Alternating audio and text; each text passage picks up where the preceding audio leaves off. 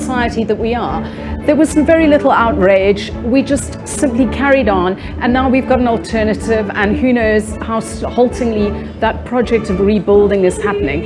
It signifies to me so much of what is wrong in our country, that we are not focused on rebuilding and recovery, to use the president's 2 R's, but instead we focus on all the things that don't matter. What's going to help us? What's going to salvage this situation? So we've got to have a focus on electricity. I wrote in my column today that a couple of years ago, the New Zealand Prime Minister Jacinda Ardern gave a 3-minute or whatever speech in which she said everything that needs to be said. 3 minutes. That's what the president needs to do today. Tell us how you're going to fix the electricity crisis.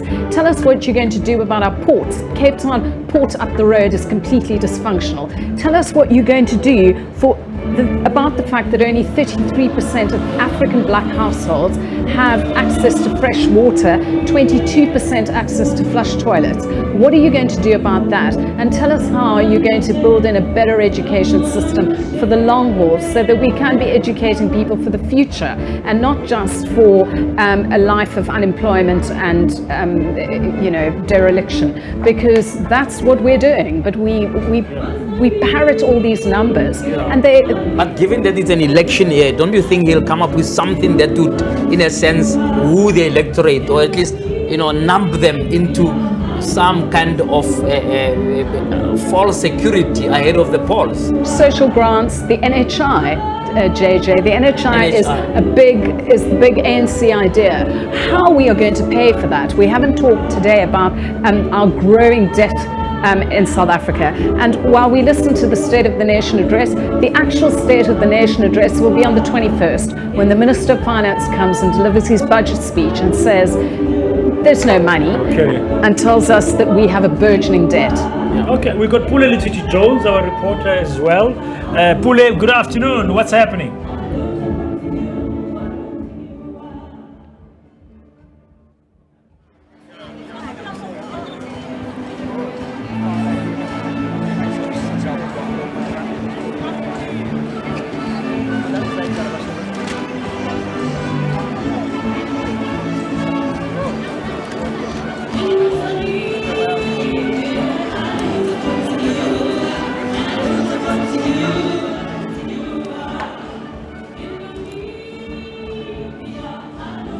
Okay, we're trying to get a hold of Pule Jones with some ENCA viewers who are at a SONA Watcher event, and unfortunately his mic just cut out, but we'll try and re-establish contact. But meanwhile, you've seen some visuals from inside Parliament a short while ago. There you have them there. The MPs have been singing as they get ready, and we can listen in a bit what's happening inside the City Hall, just to give you a sense of the atmosphere in there.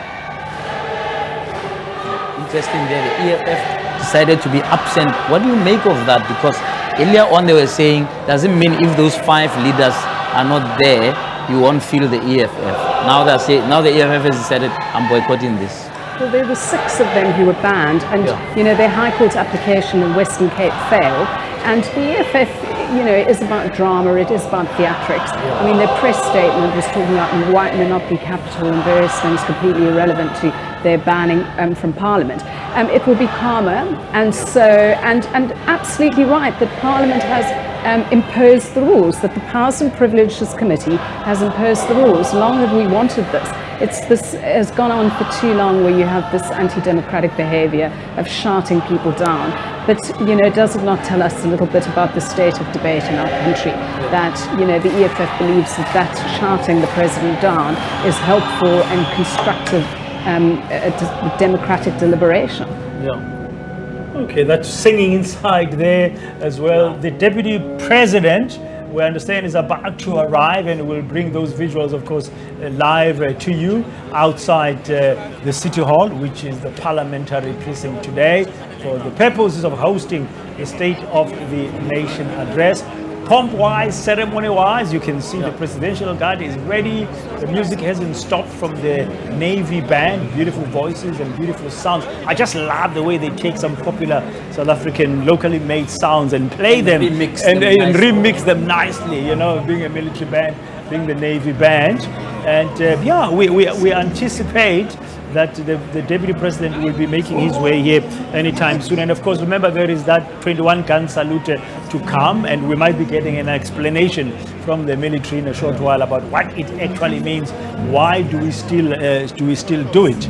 But when the first cannon go boom, you wonder why are But we do you think firing? this ceremony masks the extent of the crisis we are in, or must we be kind to ourselves?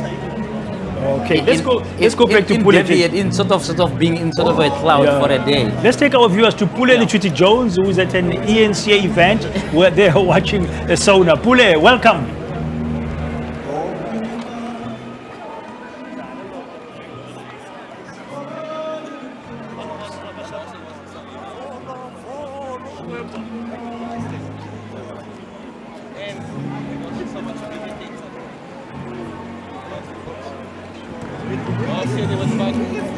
Only the stood up.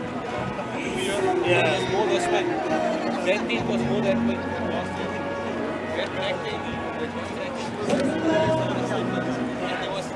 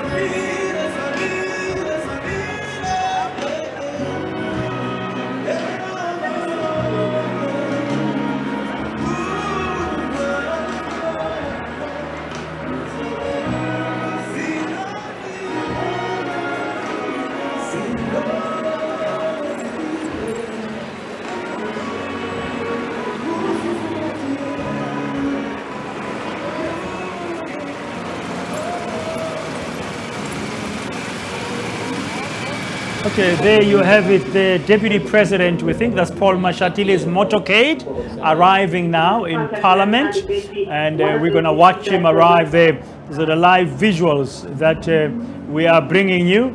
That is that motorcade bringing the DP to Parliament, and it's really in line with the program, what we've seen earlier, the program, how it's going to be running. He arrives, and that means the President is not far away. After the DP has arrived, we're going to, of course, be expecting President Matamela Cyril Ramaphosa to make his way soon as well.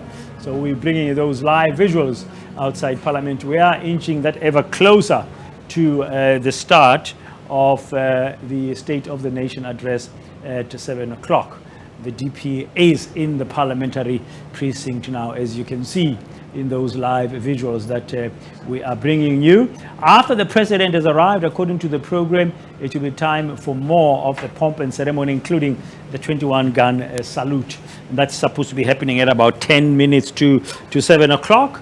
And if the time goes accordingly, of course, as usual, the President will then be entering the parliamentary chamber, or the house itself, just around before 7 o'clock. Those are the live visuals of Paul Mashatile, the Deputy President, arriving.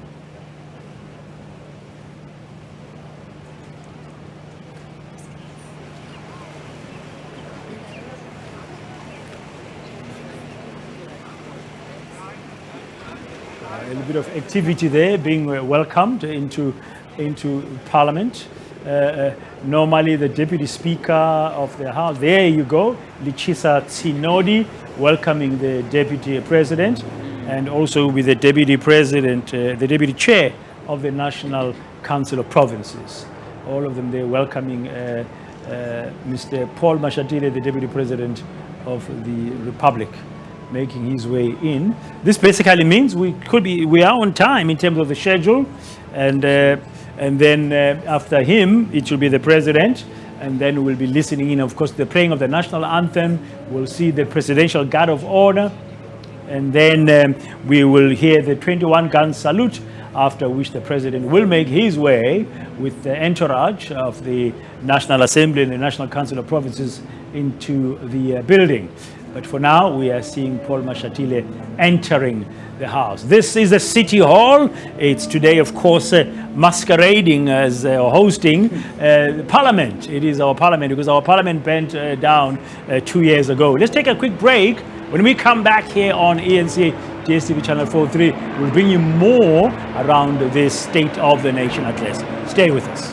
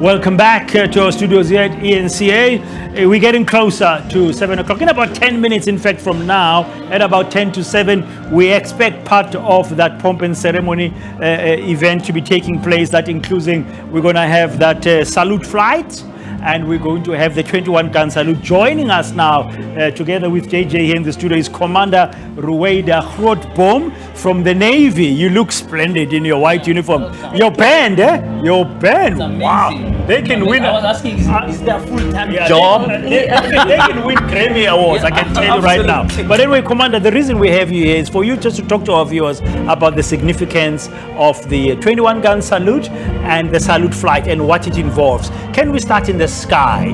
I understand there's going to be 2 Griffins and a Hawk for a fly past. Talk to us. Yes, what will happen is there's going to be a combination of the Hawks and the Griffins that will do a salute flight for the president. Basically, this is to pay marks of respect and to honor him as the commander-in-chief and as the head of the Republic of South Africa. At the same time, we are going to have the 21-gun salute, which will be synchronized with the singing of the national anthem. The purpose of the 21-gun salute is also a custom, an international custom actually, that has become known where heads of state is bestowed a 21-gun salute. So that is why the South African National Defence Force now is doing the 21-gun salute to honor the president as the head of the republic. And they happen at the same time. They happen at the same time, yes. And you said they are synchronized with the singing of the anthem. Yes, yes. So as soon as they start saying Nkosi Sikelel Africa, it goes. The first shot starts. And it lasts exactly 1 minute, 40 seconds. That's the same amount of time that the national anthem, or the length of the national anthem actually. What are they firing? I've always wanted to know. When you hear that boom sound, I'm thinking, what are they firing? Is it actual guns, powder, or what is it? It's a cannon that they are firing, but it's actual an actual. But they're firing into space, or yes. There's a particular area. They're not going to fire at some movement. No, they are definitely not firing at any movement or anything. So yes. Yeah. But are the cannons? What do you yeah. call it? Are they facing the sea or what? Yeah. We always wonder. Yes. Where are they firing? The cannons are actually it's the Cape Highlanders artillery unit that's here based in Cape Town. So they're actually firing from there. Yes. Yeah. So do you practice this? Do they have to practice this before it happens, or because they've done it before and there's a formula to it, they just do it on the day? Well, while our people are very skilled, it's still, we do need to practice because especially for events like today, which is a very prestigious and high level event, we come in sometime before the event to actually practice how things will unfold on the actual day of the event. Yeah, it's called a salute, 21-gun salute. Yes. It's a salute flight because, as you said earlier, the defense force, the armed forces of the Republic are saluting their commander. Yes, most certainly. Most certainly. We are saluting the president as our commander-in-chief. Yes. Now, I'm just wondering, each time we do it, if you are able to tell us, is there a cost to this? How much does it cost? I cannot comment on that because I honestly, I do not know. Okay. No, it's part of the 6 million, brother. Oh, it's part of the 6 million. The flight. This is part of what cost. So the gun salute, did you also yesterday practice that as well? Or not? Was not practiced yesterday. Okay. But then everything else was practiced for time on target. Okay. So as it's unfolding today, it's the same way we practiced it yesterday. Yeah. Yes. So it's a very important practice, if I call it that. Yes. Yeah. There's a lot of symbolism around it. Yes, there is. As I said, it's been internationally, it's become internationally known as this is something that we bestow on heads of state. For example, if we were to do a gun salute for the minister, it would be 19. If it was going to be the chief of the South African National Defence Force, it was going to be 17. So the 21 is the highest honor that you can bestow. So that is why we are doing the 21-gun salute.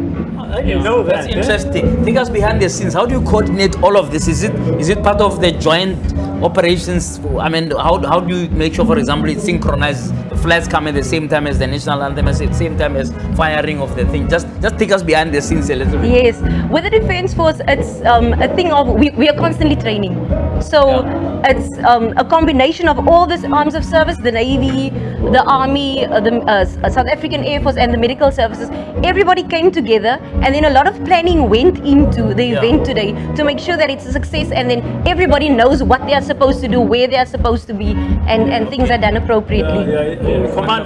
Commander, your commander-in-chief is about to arrive here. If you can look at some of the visuals soon, we'll be showing them. They are making their way. But on the day itself, like now, there must be a central point of coordination, or like a choir master, a conductor who says, okay, anthem starts, then we get going. I mean, they coordinate it very nice. They communicate very well. Yes, yes. There is a central point where all the security cluster, where they sit together and then they then decide, okay, this is how things are going to unfold and stuff. Yes. Are you excited? I am actually. I'm very excited. I can and it's tell. a beautiful evening here in Cape Town. So Oh that yeah, it's also beautiful. adds. Yes. Because it's been very hot and it was drizzly the other day, and I thought, what afternoon are we going to have? But you look at the Table Mountain there, top there. There's not a tablecloth on it. Yes, it's yes. all nice, Yes, most nice and certainly. clear as we await the arrival of the president. And that's the Presidential Guard of Honor. Yes, That it you- is. that's It's the National Ceremonial Guard. So National whenever Ceremonial the Guard, yes. yeah. So whenever the president is going to have events such as this one, or it's we change over presidents, then you will see this National Ceremonial Guard I there. know, Commander, you came here to talk. Yeah, I know you came here to talk about the 21-gun salute and the salute flight, but look at the president coming now. Yes. That's the motorcade. There's horses in front. Yes. Is that a special division of the police or the army or the what? Or is that the police? That's a the special police. division of the police, Yes, yes, that's the yes. police. I see the flag. Yes. That's the SAPS flag. Yes. That's also very important Yes, part it is. of the ceremony. Yeah. So there you have it. If you've just joined us on ENCA DSTV channel 43, we've been talking to Commander Rueda Grootboom. She's from the Navy, just explaining to us the meaning behind the 21-gun salute and the salute flight. It is the way of the Defence Force, the armed forces of the Republic of South Africa, saluting their commander-in-chief, and it's all planned very well. It's all synchronized to last for a minute and a half. A minute 40 seconds. Wow, you see, it's even so precise. A minute 40 seconds of the playing of the national anthem. That is the synchronization of the fly pass or whatever it's called, the salute flight. And then, of course, the 21-gun salute, which is the highest honor that can be paid in terms of the number of 21. And we also know that we're going to have the Griffins, we're going to have the Hawks. I understand there's like 2 Griffins in the sky. There's going to be a Hawk for the fly past. And tell us about the pilots and the formation they'll be doing. The formation is basically in a way that they are going to fly from Makado Air Force Base to this side so that they can be here on time to do the salute for the. Okay, is there any meaning? Is the formation like they'll fly So in they've already taken off. particular shape, or they just? They are flying this particular formation, but it's just so that it looks nice aerially. Yes, Aerially. yes. Okay, all right. And then let's check the president is here now. Let's stay with that for now, Commander. And while we're seeing your commander-in-chief arriving, the president of the Republic, Matamela Cyril Ramaphosa, I think there might be some ambient sound that we could bring to our viewers this hour. Let's take a listen. Let's take a listen what's happening.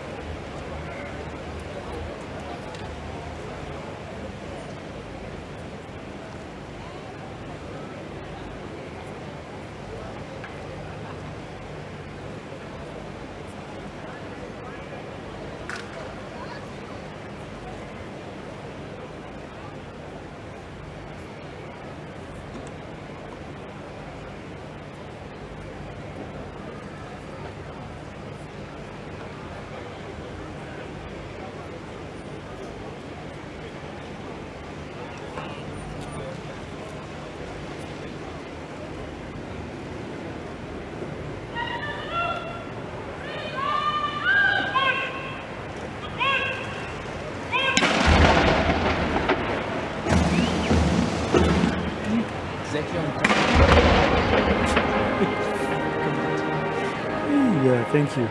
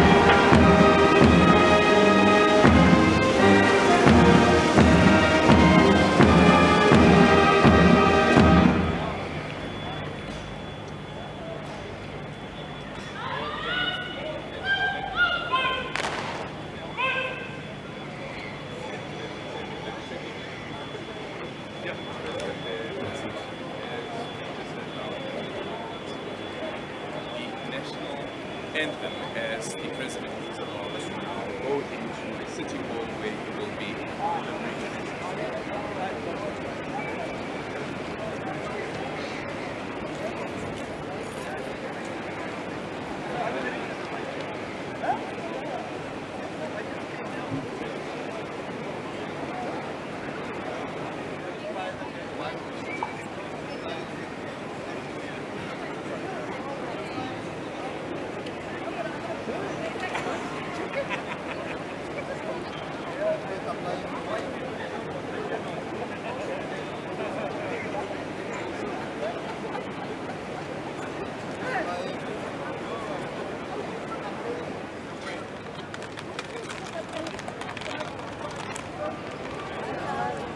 There you have it, that 21-gun salute and the salute flight done precisely as Commander Rueda Grootboom told us a short while ago, and timed to perfection, synchronized properly, a minute and 40 seconds. The President, with Nosiviwe Mapisa Ngagula, the Speaker of the National Assembly, and Amos Masondo, the Chairperson of the National Council of Provinces, making their way inside the building. This means very shortly the action will be inside there. Like usual, when they start the State of the Nation address, we always have a praise singer welcoming the President. There's going to be a lot of that. The MPs and the guests and other dignitaries inside there standing to attention, of course, waiting for President Matamela Cyril Ramaphosa, with the Speaker of the National Assembly and the Chairman of the Chairperson of the National Council of Provinces to make their way in. Commander Grootboom, thank you very much. Thank you so much for having me. Thank you. National Council of Provinces. President of the Republic of South Africa. One day, kumland beningizimu Afrika na 1994 lapho khona bantu baseningizimu Afrika bayovota kwekuqala nga washo babe Solomon Kalush Mahlangu wathi umzabalazo usaqhubeka ingakho nemzabalazo webuntu sisawenda ngaphansi kwahulumende wethu sikubonile sifika sifo se-COVID-19 yebo samelana naso sihlasela umhlaba wonke saphinze sayibona iningizimu Afrika ilula sandla ilulela iPalestine ingani singema Afrika sikholelwa kwekuthi umuntu ngumuntu ngebantu tandla diyagezana ngaphansi kwahulumende wethu sibonile kutemidlalo banjalo bayaphumelela ake nginthathe nginibuyisele emuva ngeminyaka wa 2023 lapho khona sibathiwa besifazane bangena ngelinyende eParliament halala Sani siyibonile banyana yasebenza ngakuthi khandla saphinze sayibona emabhokobhoko wente kumlando eNingizimu Afrika lapho khona indebe ye-Rugby World Cup yabuya kwesine esiveni sakithi kanti singakhohlwa nibafana basebenze ngakuthi khandla bafikile kuma-semi-finals ngaphansi kwahulumende wethu sibonile ukuthi bantu baseNingizimu Afrika banawo emakhono ngingayikhohlwa njani indzaba yema-Grammy Awards ngoba sibabonile baqulu baseNingizimu Afrika bavela baphakamisa umjeko wethu singama-Afrika kwathi made ngoba nemculi loletha indondo ekhathi ekhaya halala ma-Afrika konke lokhu kuyenteka ngaphansi kwesandla somengameli wethu mengameli Cyril Matamela Ramaphosa. Ngivumeleni ngithi baholi bethu kusukela phasi kwamasipala yofika kumengameli bethu sithi bayekeleni banibeke amabala ngoba ingwe idla ngemabala siyanqoba lo mnyaka batawuvuma bayekeleni lo nyaka halala SONA 2024 halala halala South Africa halala halala mengameli Cyril Ramaphosa halala lonyaka masingo ahe Matamela ahe Songondlo ngingumthenzelo hlaba usamila imfuthanele bulala ngaphandle kwesikhali imamba lehlathanele ngibabona bulawe loshikela ngetinyawo ejahembini ngoba kukuthi emuva ngiwasempumalanga ngingiphuma siko sesithuthelane ngebuhle ngaphasi kwamake Premier Referendum ngiwasenzaweni yasenkomazi ingani ngingaphasi kwamengameli wesineke mengameli Cyril Ramaphosa ngingosatane nziwe ngibide ngisabele ngisonzele.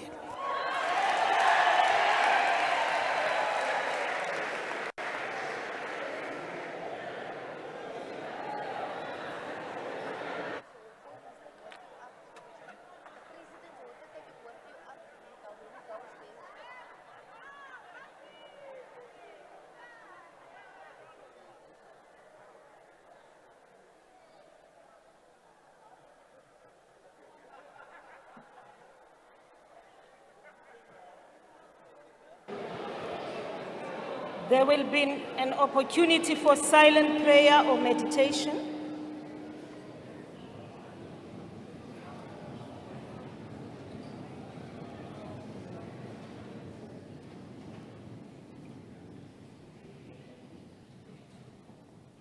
Please be seated.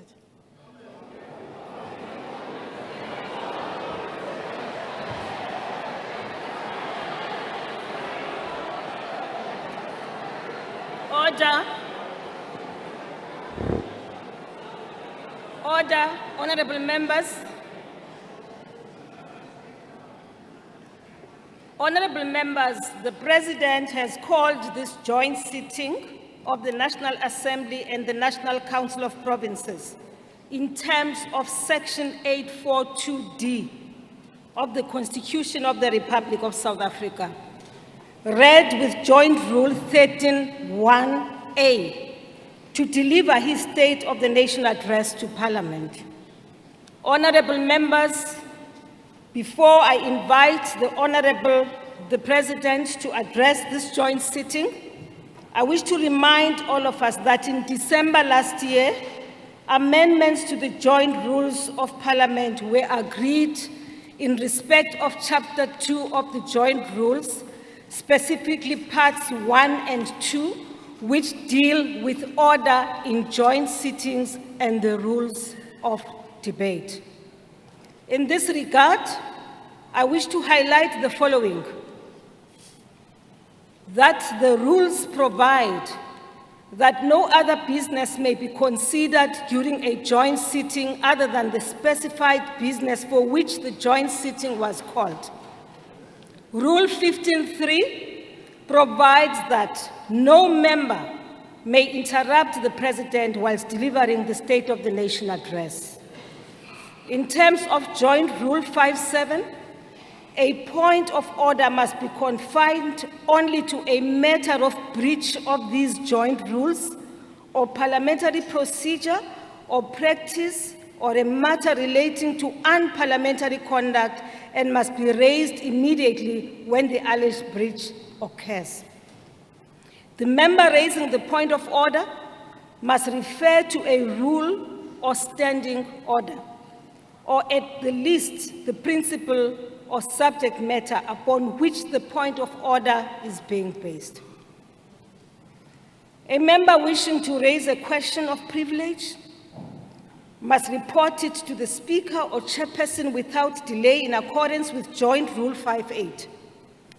If the alleged breach of privilege is, in the opinion of the Speaker or the Chairperson, adequately substantiated and may affect a joint sitting of the House on the day or in the immediate future, the Speaker or the Chairperson may, in due regard to the provisions of the Act, rule on the matter and announce it in the joint sitting. If the alleged breach of privilege does not directly affect the joint sitting of the Houses in the immediate future, the Speaker or the Chairperson may refer the matter to the relevant committee of the House to which affected member belongs. Rule 38 stipulates that whenever the presiding officer addresses members during a joint sitting, any member then speaking or seeking to speak must resume his or her seat, and the presiding officer must be heard without interruption. Rule 52 provides that no member shall use unparliamentary, offensive, abusive, insulting, disrespectful, unbecoming language or sounds or offensive or threatening gestures. Rule 57 provides that rulings by presiding officers are final and binding and may not be challenged or questioned in the House. In terms of Joint Rule 8, a member who willfully fails or refuses to obey any joint rule or order or resolution may be found guilty of contempt of Parliament. As members are aware, the rules are there to protect the dignity and decorum of the House and to ensure that business before the Houses of Parliament is conducted in an orderly manner. Rule 41 states that if the presiding officer is of the opinion that a member is deliberately contravening a provision of these rules, or that a member is disregarding the authority of the chair, or that of a member's conduct is grossly disorderly, the presiding officer may order the member to leave the chamber immediately for the remainder of the sitting. I now call the Honorable, the President, to address the joint sitting.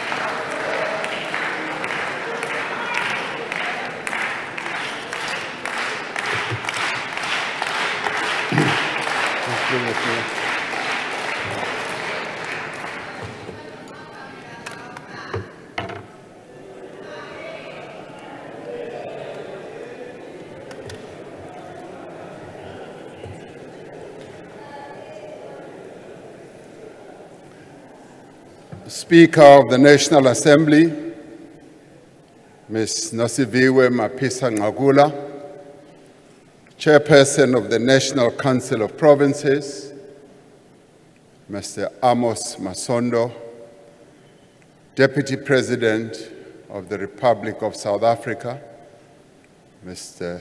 Paul Mashatile, and Mrs. Mashatile, former President Thabo Mbeki, former Deputy President Phumzile Mlambo-Ngcuka, former Speaker of the National Assembly, Ms. Baleka Mbete, Chief Justice Raymond Zondo, Deputy Chief Justice Ms. Mandisa Maya, various justices who are here present, Mayor of Cape Town, Councillor Gordon Hill-Lewis,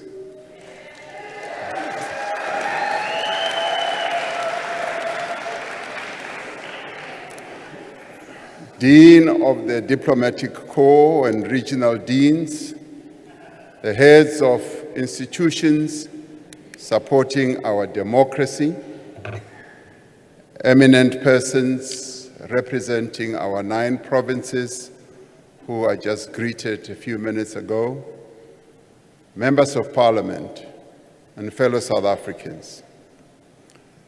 As we were preparing this State of the Nation address, we were deeply saddened to hear of the tragic passing of Dr. Hage Geingob, the President of the Republic of Namibia.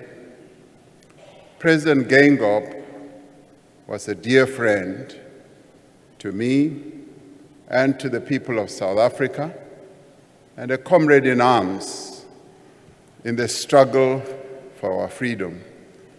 He was a champion of African peace, unity, progress, and development. May I ask that we observe a moment of silence in his honor as we remember him by rising.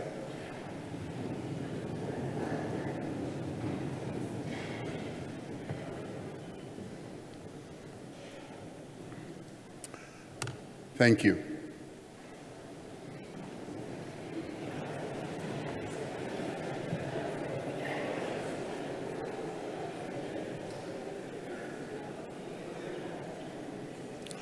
This State of the Nation address takes place in the 30th year of our democracy.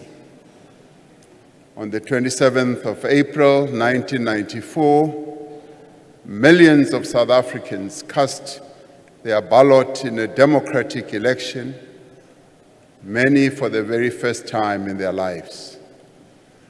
That momentous day was the culmination of centuries of struggle, the struggle to liberate our people from suffering, from dispossession, oppression, exploitation, and poverty and inequality.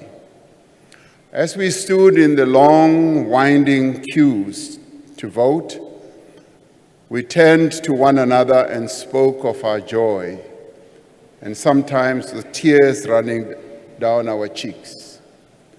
We embraced friends and strangers alike, encouraged by a sense of a common future that we were about to determine for our country with our votes.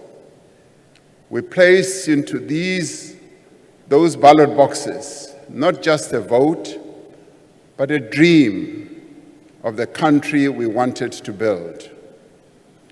It was the dream of a South Africa that, in every sense, belongs to all who live in it, united in our diversity. The world watched as Nelson Mandela, the father of our nation, cast his vote in Inanda in KwaZulu-Natal, the land of Ushaka, a hero whose name echoes across the ages, the birthplace of John Langalibalele Dube, the first president of the African National Congress.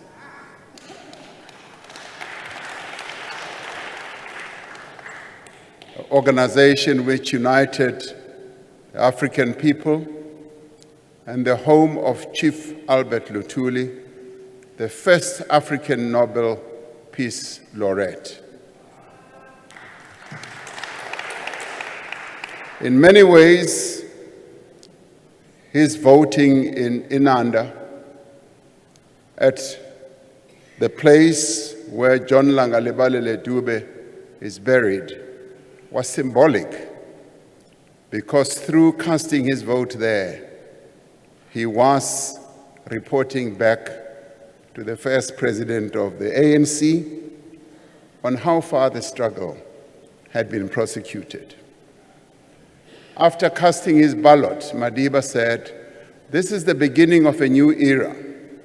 We have moved from an era of pessimism, division, limited opportunities, turmoil, and conflict. We are starting a new era of hope, reconciliation, and nation building. It is this dream of a free and united people that is woven into our democratic constitution.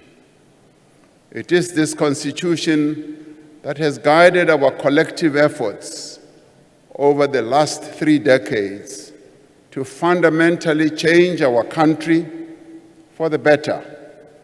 And it must stand at the center of the work that we do now to build a better life for all our people.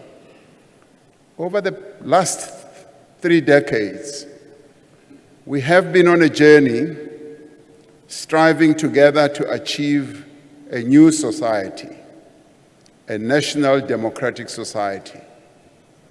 We have cast off the tyranny of apartheid and built a democratic state based on the will of the people. We have established strong institutions to protect the fundamental freedoms and human rights of all our people. We have transformed the lives of millions of South Africans, providing the necessities of life and creating opportunities that never existed for them before. We have enabled a diverse economy whose minerals, whose agricultural products, and manufactured goods are exported and reach every corner of the world while creating jobs in our own country. As a country, we have returned to the community of nations, extending a hand of peace and friendship to all countries and all peoples. Just as we cannot deny the progress South Africans have made over the last 30 years, nor should we diminish the severe challenges that we continue to face as a people. We have endured times of great difficulty when the strength of our constitutional democracy has been severely tested. There have been times when events beyond our borders have held back our progress. The global financial crisis of 2007 and 2008 brought to an end a decade of strong growth and faster job creation. More recently, the Russia-Ukraine conflict has contributed to rising prices of fuel, food, and other commodities across the world, and has, as a result, made life more difficult for all South Africans. There have also been times when events at home have shaken the foundations of our constitutional democracy. Perhaps the greatest damage was caused during the era of state capture. For a decade, individuals at the highest levels of the state conspired with private individuals to take over and repurpose state-owned enterprises, law enforcement agencies, and other public institutions. In some cases, these activities were enabled by local and multinational companies. Billions of rands that were meant to meet the needs of ordinary South Africans were stolen. Confidence in our country was badly eroded. Public institutions were severely weakened. The effects of state capture continue to be felt across society, from the shortage of freight locomotives to crumbling public services, from poor performance of our power stations to failed development projects in a number of places. But South Africans, including many honest and dedicated public servants, fought back and worked together to defeat state capture. Even then, attempts to thwart the country's recovery continued.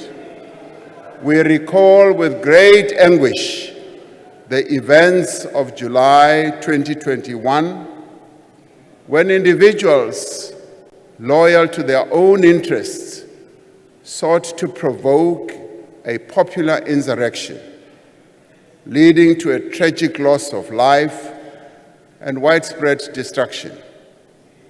Again, they were unsuccessful.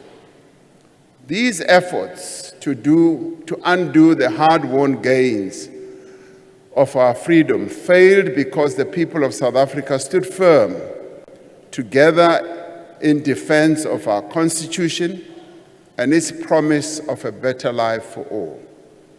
It was the same determination that enabled the country to endure the devastation of COVID-19, the worst global pandemic in over a century. More than 100,000 South Africans lost their lives to the disease, and more than 2 million people lost their jobs. Yet it would have been far worse if we had not acted together as South Africans to stop the spread of the virus, to support our health workers, to protect the most vulnerable, and to roll out an unprecedented vaccination program. We were able to unite society around a common effort to save lives and livelihoods. I want to pay tribute to many thousands of South Africans who made financial contributions to the Solidarity Fund, to the workers who produce medical supplies, and to the nurses, the doctors, and other health workers, to our soldiers and police, who also risked their lives to care for those who were ill. Another major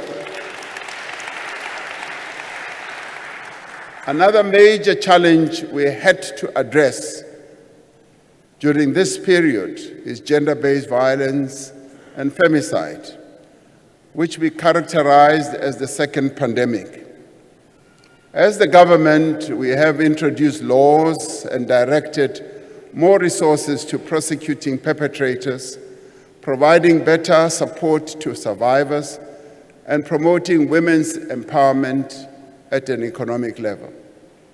As a society, we must intensify our collective efforts to bring together various efforts that are going to bring gender-based violence and femicide to an end. In recent years, the country has had to confront the effects of climate change. We have had devastating wildfires here in the Western Cape, destructive floods in KwaZulu-Natal, unbearable heat waves in the Northern Cape, persistent drought in the Eastern Cape, and intense storms in Gauteng and Northwest. Much of the task of this administration was to get our country through these challenges and to work to regain our way. While each of these events has left its mark, our country has weathered every storm and every challenge that we confronted. Yes, we have the scars to show, but in every case, South Africans have been resolute. We have not only persevered, but we have come back stronger and more determined from all these calamities that befell our country. All these efforts have demonstrated how South Africans value their freedom, a freedom that was won after decades of struggle. The story of the first 30 years of our democracy can best be told through a number of initiatives that have been embarked upon in the 30 years. But I think that the story can best be told through the life of a child who was born at the dawn of our democracy called Tintswalo. Tintswalo, democracy's child, grew up in a society that was worlds apart from the South Africa of her parents, South Africa of her grandparents and great-grandparents. Loko Tintswalo afika ka South Africa, ukume kuri swilo swo tala a swa ha fani na swilo swa khale. Ukume kuri swilo leswi endlaku hulumeni wa hina I swona swi nga kota ku ri swi yisa vutomi bya yena pambili. She grew up in a society governed by a constitution rooted in equality, the rule of law, and affirmation of the inherent dignity of every citizen. Tintswalo and many others born at the same time as her were beneficiaries of the first policies of the democratic state to provide free health care for pregnant women and children under the age of 6.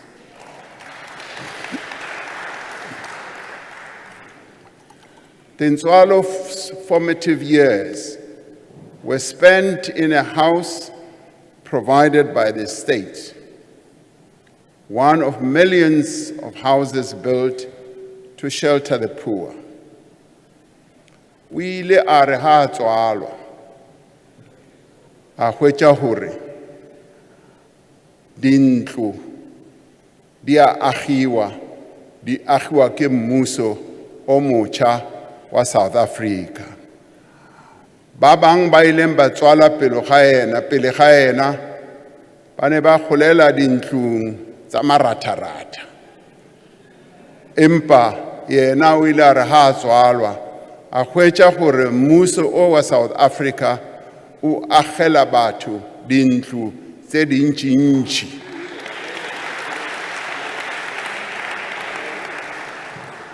Tintswalo grew up in a household provided with basic water and electricity, in a house where her parents were likely to have lived without electricity before 1994.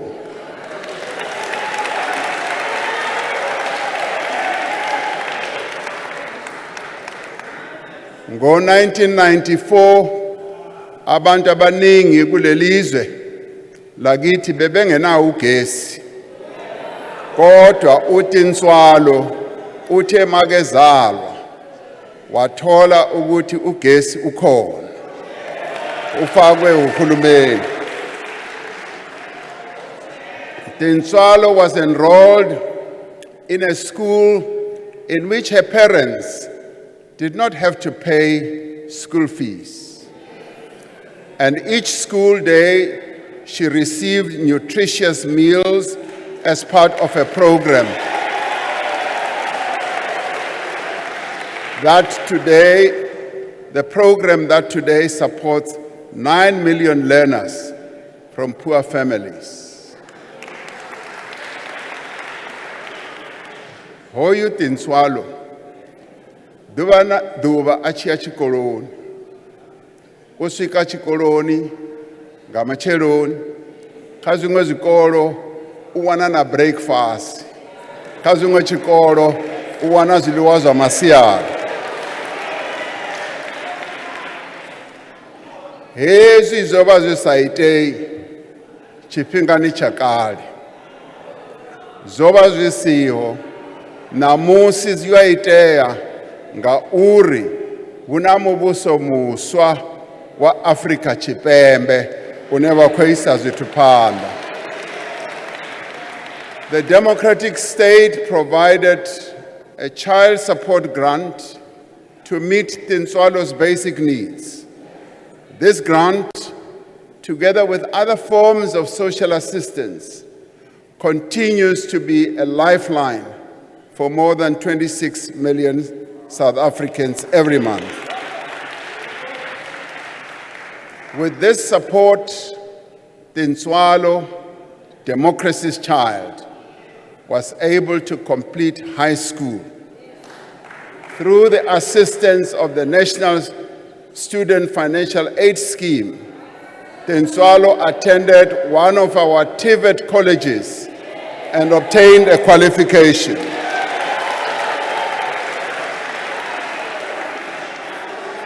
When Tinswalo entered the world of work, she was able to progress and thrive with the support of the state's employment equity and black economic empowerment policies.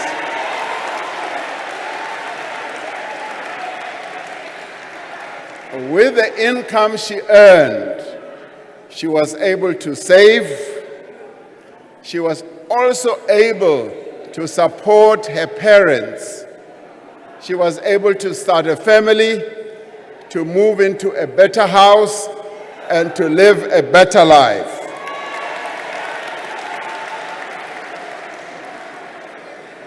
This is the story of millions of people who have been born since the dawn of democracy.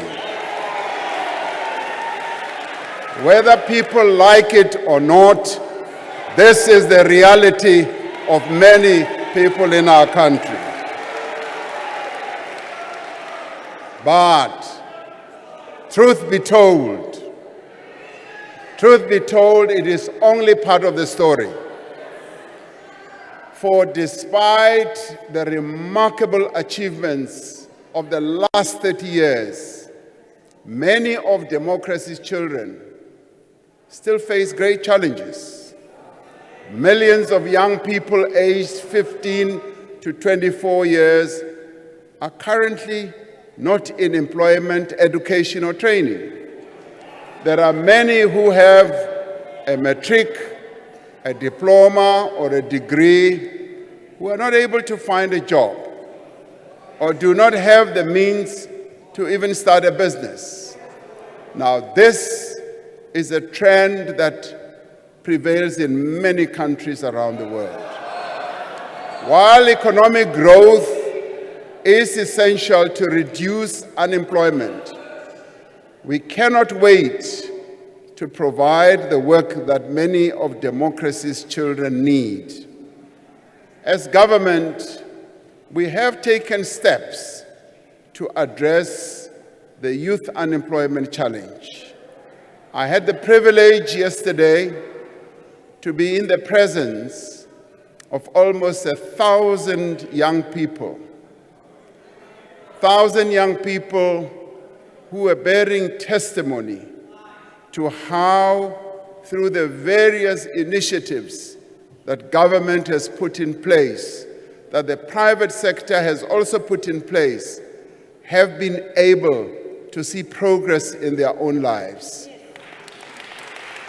3 years ago, building on the experience and success of the expanded Public Works Program, we launched the Presidential Employment Stimulus. Through this program, we've been able to create more than 1.7 million work and livelihood opportunities. Through the stimulus, we have placed more than 1 million young people as school assistants in 23,000 schools. If you go around our country and you talk to school principals, you talk to school teachers, they will tell you how beneficial this program has been in assisting them in their schools, but more importantly, how beneficial this program has been to these young people who are being introduced to the world of work. This has provided them with valuable work experience while improving learning outcomes. Through the Presidential Youth Employment Intervention, we have established what we call SA Youth Mobi as a zero-rated platform for unemployed young people to access opportunities for learning and earning. Over 4.3 million people, young people for that matter, are now engaged on the network, and 1.6 million have so far secured opportunities. We have, working together with the National Youth Development Agency, the NYDA, set up a number of initiatives to provide opportunities for young people, including the National Youth Service and the Youth Employment Service, where we are cooperating and working with the private sector. A number of companies in our country have signed up to this, as they have seen the need to join in the task of creating job opportunities for young people. These programs matter because work matters to people. The NYDA has played a key role in assisting a number of young people to start their own businesses.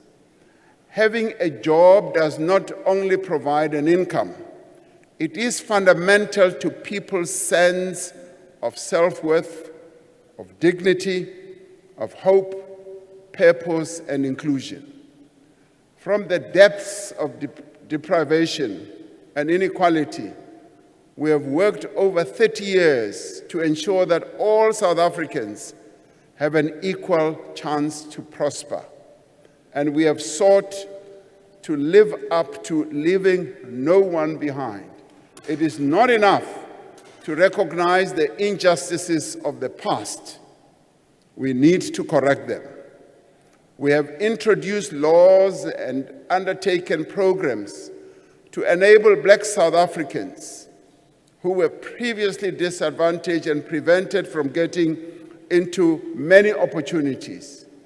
We've also enabled women to advance in the workplace, to become owners and managers, to acquire land and to build up assets, even as, because they are women, were prevented by laws of the past from doing so. The proportion of jobs in executive management held by Black people have increased exponentially, almost fivefold between 1996 and 2016. One of the overriding challenges this administration had to deal with when it took office was state capture and corruption. Our first priority was to put a decisive stop to state capture, to dismantle the criminal networks within the state and to ensure that perpetrators face justice. We had to do so.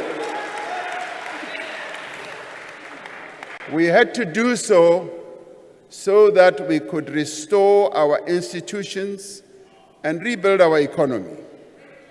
We appointed capable people with integrity to head our law enforcement agencies, government departments, security services, and companies, often through an independent and transparent process.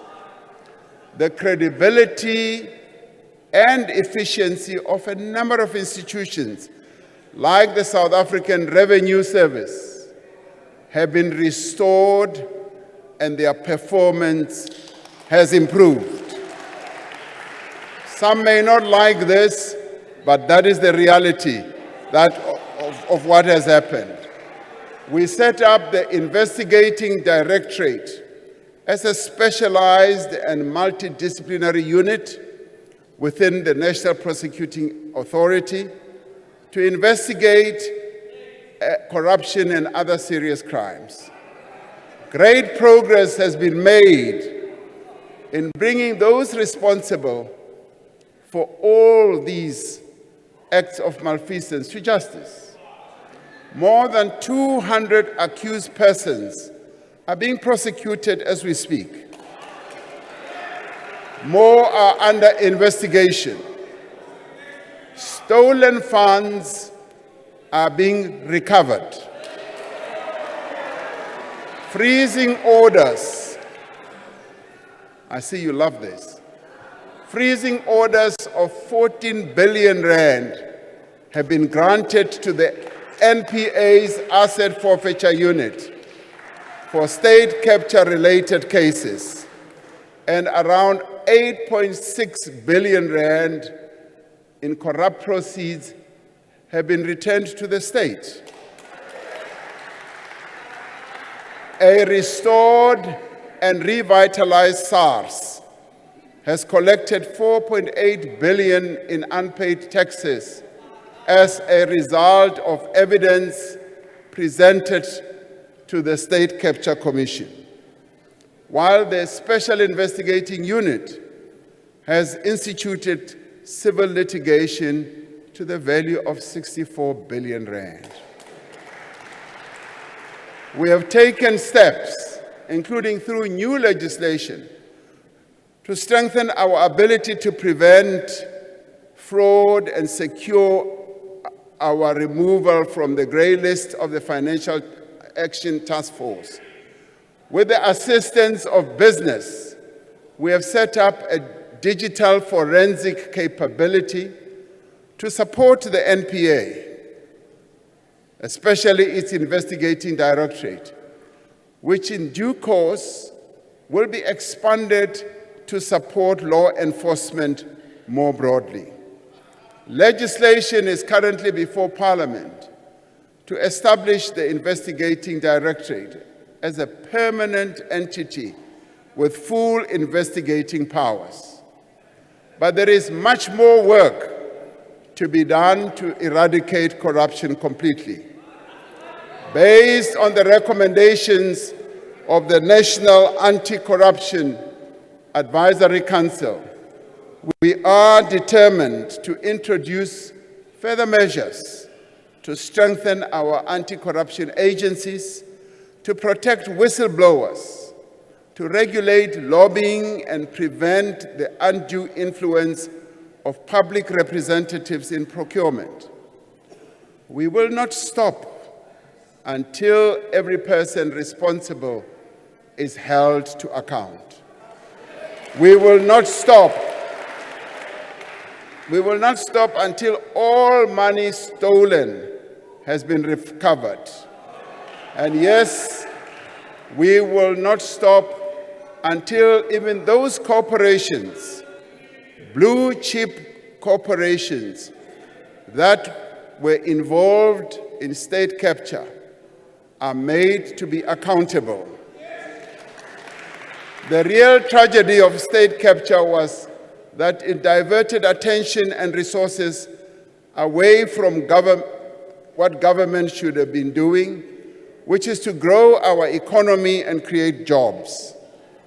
Over the past 5 years, we have worked earnestly to revive our economy from a decade of stagnation and to protect it from both domestic and global shocks. We have made progress in a number of ways. Our economy today is 3 times larger than what it was 30 years ago.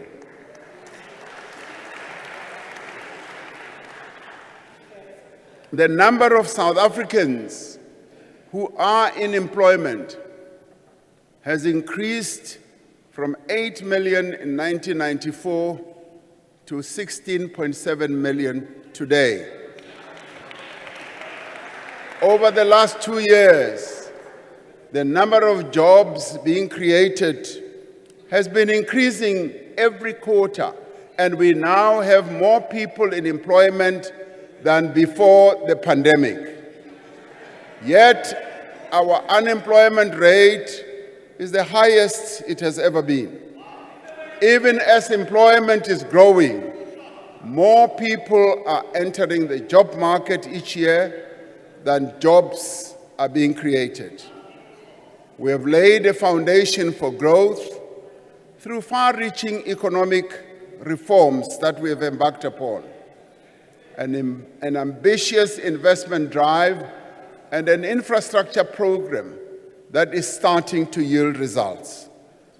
Companies continue to invest. Thousands of hectares of farmland are being planted. New factories are being opened, and production is being expanded. We are on track to resolve the most important constraints on economic growth by stabilizing our energy supply and fixing our logistics system. As these obstacles are removed, the true potential of our economy will be unleashed.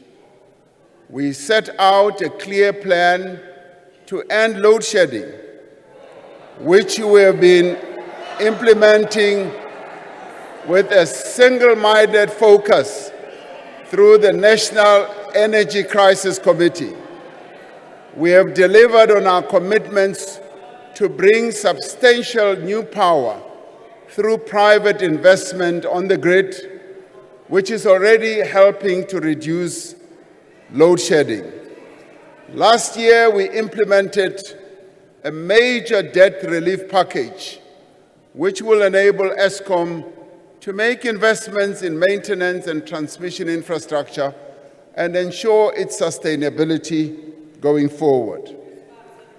Since we revived our renewable energy program 5 years ago, we have connected more than 2,500 megawatts of solar and wind power to the grid, with 3 times this amount already in procurement or construction.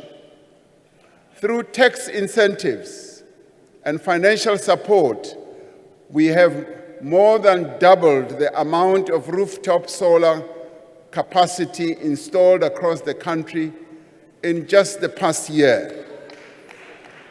We have implemented sweeping regulatory reforms to enable private investment in electricity generation, with more than 120 new private energy projects that are now in development. These are phenomenal developments that are driving the restructuring of our electricity sector in line with many other economies have done to increase competitiveness and to bring down their energy prices. Through all these actions, we are confident that the worst is behind us and the end of load shedding is finally within reach.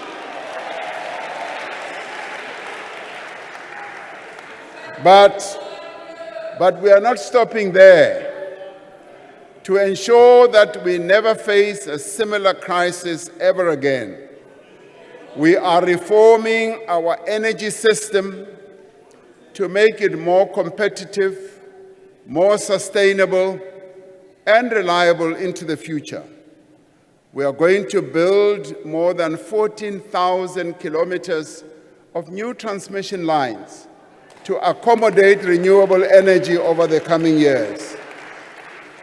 To fast-track this process, we will enable investment in transmission infrastructure through a variety of innovative investment models. Re tla ya mo bao ba nang le tjhelete. Re ba bitse gore ba tle ba tlo sebetsana le rona ka go kenya ditjhelete tsa bona mo transmission ya motlakase go etsetsa gore transmission ya rona e tie.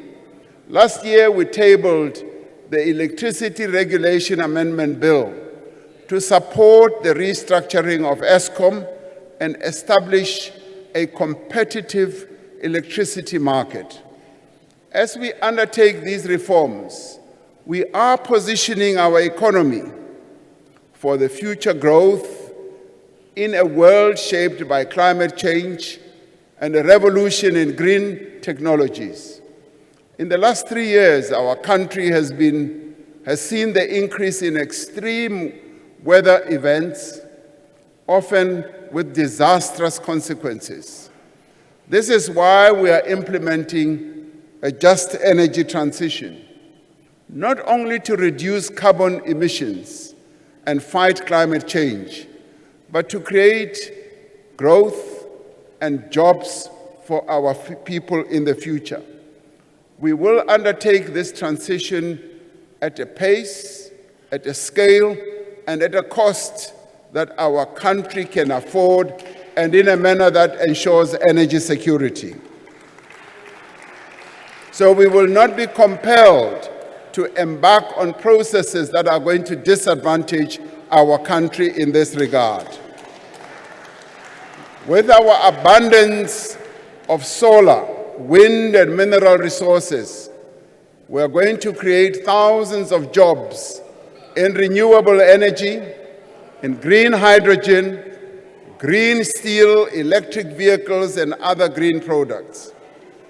The Northern Cape, with its optimal solar conditions, one of the very best in the world conditions, has already attracted billions of rands in investment. We are going to set up a special economic zone in the Boegoebaai port to drive investment in green energy.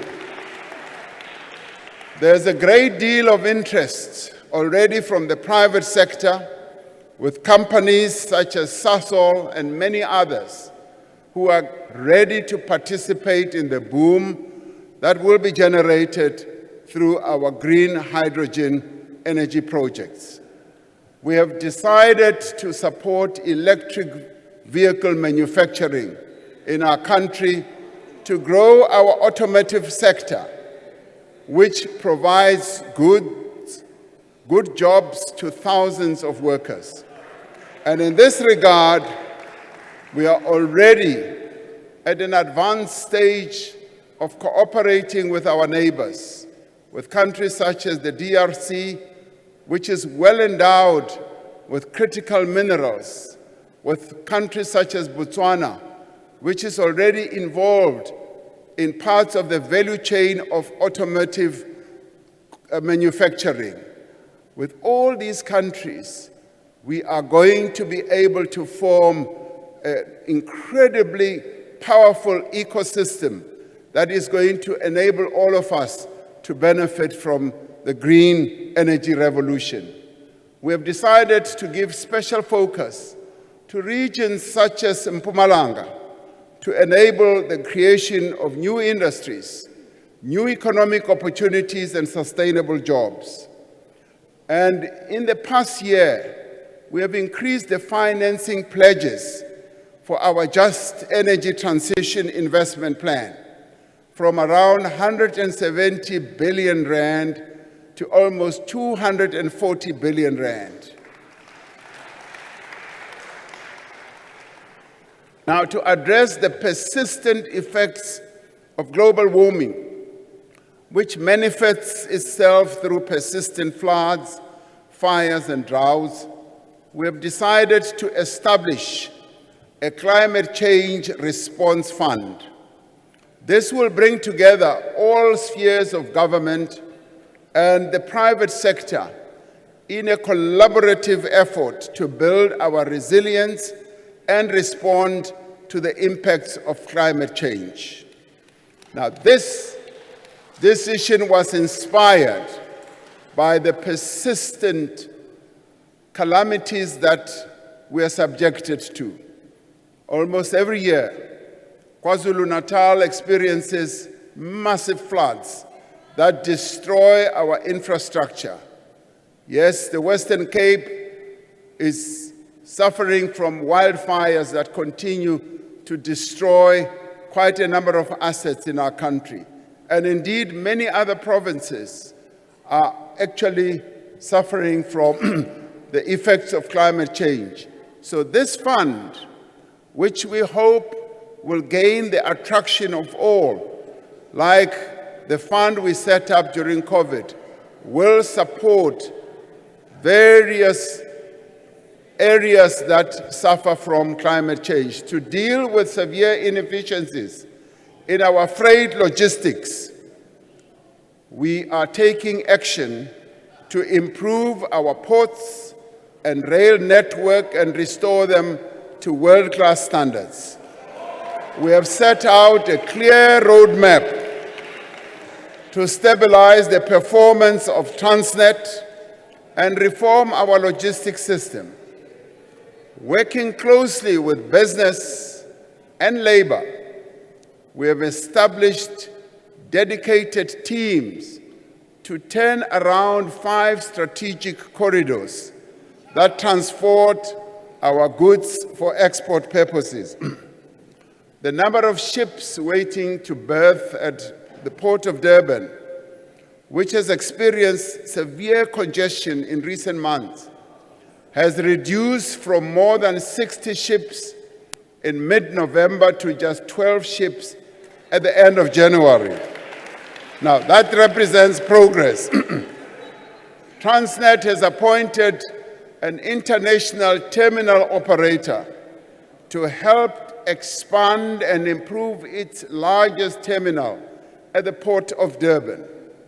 And we are overhauling the freight rail system by allowing private rail operators to access the rail network.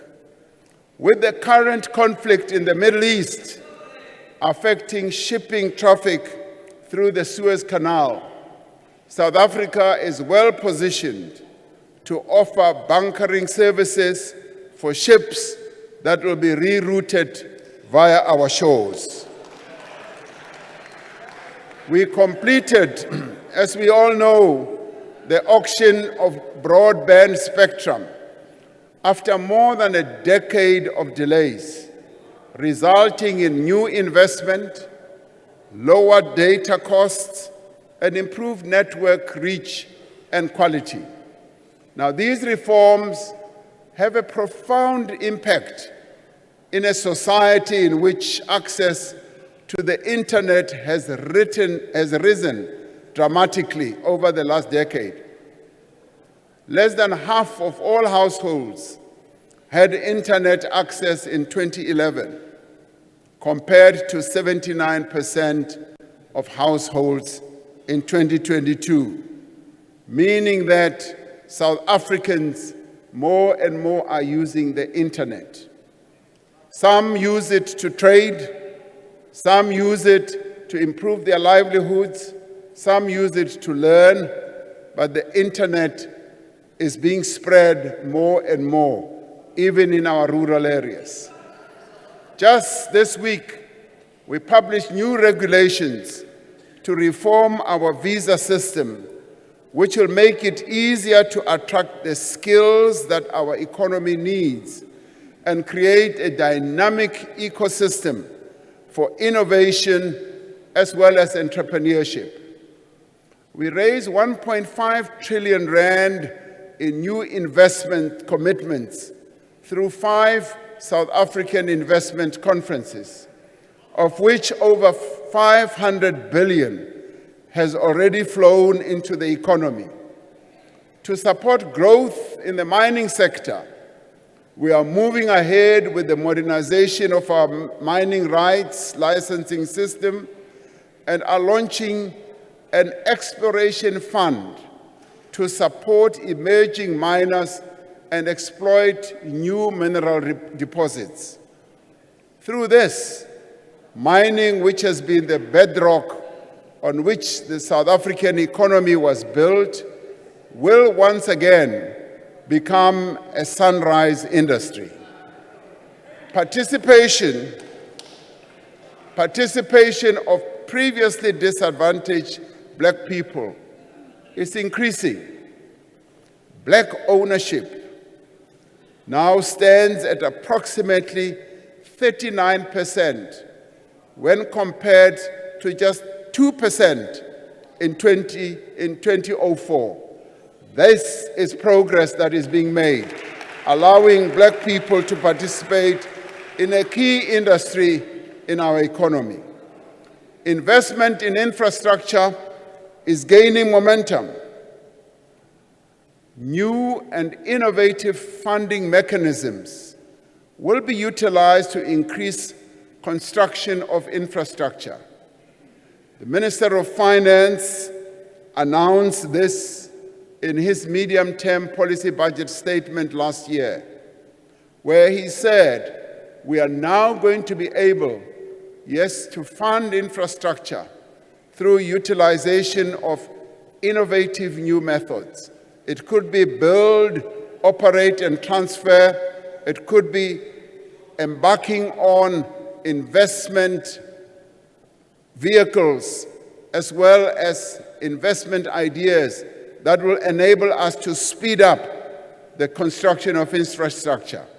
The Department of Water and Sanitation aims to enhance water resource management by initiating infrastructure projects to secure water supply and diversifying water sources to reduce dependence on surface water.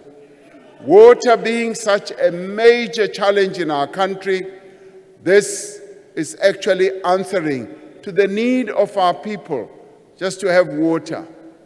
Vanhu vo tala la Afrika Dzonga va vulavula hi mati, va tshama va hi byela ku ri mati a va na wona, va lava ku ri hi endla ku ri mati a va kona. Bulk water projects are under construction across the country to improve water supply to millions of residents in villages, towns, and cities.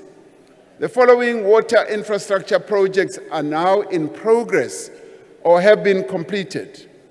The Lesotho Highlands Water Project, which is going to invest up to 40 billion rand, is now in progress. Umzimvubu, that we've been talking about for years, has now commenced.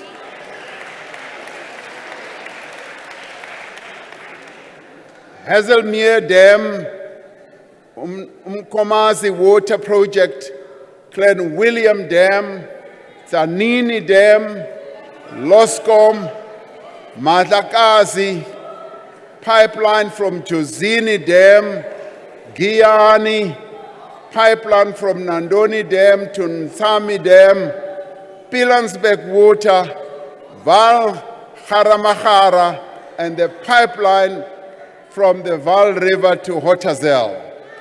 Now, all these are projects that are underway or have been completed.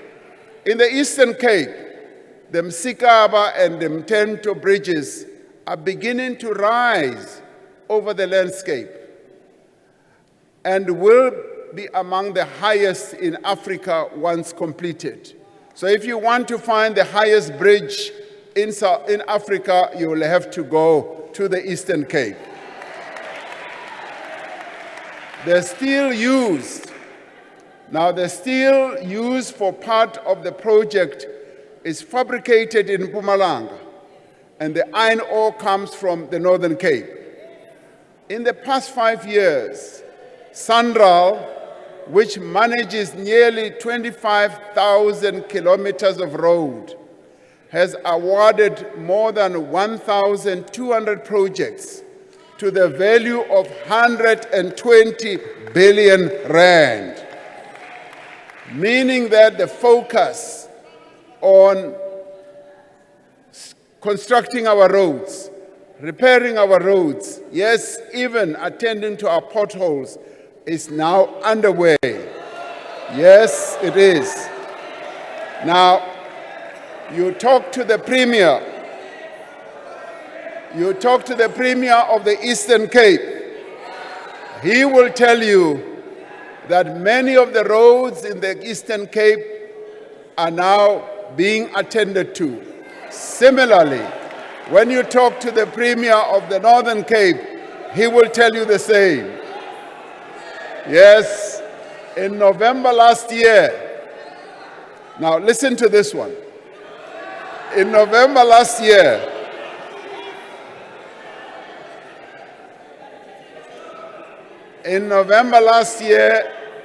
Cabinet approved a framework for high-speed rail, focusing initially on the Johannesburg to Durban corridor. As we grow the economy, we are making it more inclusive through redistribution. Around 25% of farmland in our country is now owned by Black South Africans. And this has been confirmed by an eminent agricultural economist, Wandile Sihlobo. This brings us closer to achieving our target of 30% by 2030. And he says to me, President, we will have exceeded this target by 2030 because a number of initiatives are now underway to ensure that Black South Africans have access to the ownership of land. In the last 5 years, we have supported around 1,000 Black industrialists with funding and other forms of support. These Black-owned firms employ more than 90,000 workers and contribute many billions of rands to our economy. Now, this is the revolution that is underway to bring more and more Black people into the real economy. At the same time, about 200,000 more workers obtained ownership of shares in the companies that they work for, bringing the total worker ownership in companies in the South African economy to well over 500,000 workers.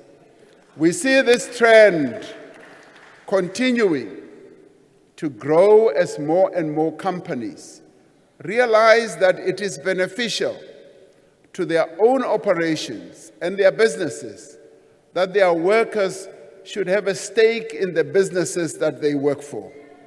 And we call upon the private sector to go ahead and increase the participation of their workers in the businesses that they work for. The reforms that we have initiated and the work that is underway will enable us, yes, as I said, to improve our logistics system, to achieve water security, and ultimately, it will lead to the creation of jobs. While our challenges have never been greater, our response to these challenges will lead us to greater prosperity than we have ever known. One of the worst injustices of apartheid was the manner in which education was used as a tool to perpetuate inequality and exploitation of Black people. Over the 30 years, we have sought to use education as a tool to create equality and to empower our people. Our basic education outcomes are steadily improving across a range of measures. The latest matric pass rate at 82.9% is the highest ever achieved. And we congratulate the matriculants of 2023 for achieving this incredible pass rate. And with each new year, learners from no-fee schools are accounting for more and more bachelor passes that are achieved.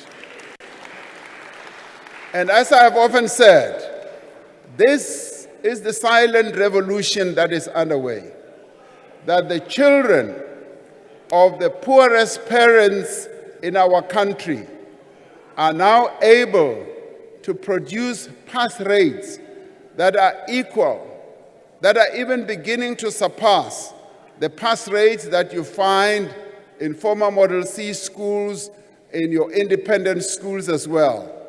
This is the progress that we've been longing to see in our education system. At the same time, fewer learners are dropping out of school. We have increased funding for poor and working class students in universities and TVET colleges significantly over the past 5 years. Over the next 5 years, we will focus our attention on expanding access to early childhood development and improving early grade learning and reading, where we are already beginning to see progress. Moving early childhood development to the Department of Basic Education was one of the most important decisions that we have taken, as we are now able to devote more resources to early childhood development and ensure that through cooperative governance, various departments of government do get involved in the childhood development programs, augmented and led by the Department of Basic Education. Our policies and programs have, over the course of 30 years, lifted millions of people out of dire poverty. Today, fewer South Africans go hungry and fewer live in poverty. In 1993, South Africa faced a significant poverty challenge, with 71.1% of its population living in poverty. However, under the democratic government, there has been a consistent decline in these numbers. By 2010, the poverty rate had dropped to 60.9%, and it continued to decrease, reaching 55.5% in 2020, as reported by the World Bank. Now, this progress has been made possible by extensive support to those in society who need it most. 5 years ago, we introduced a further measure to tackle poverty by introducing the national minimum wage as envisaged in the Freedom Charter. The decision by key role players, they being business and labor and communities, they took a decision to introduce the national minimum wage.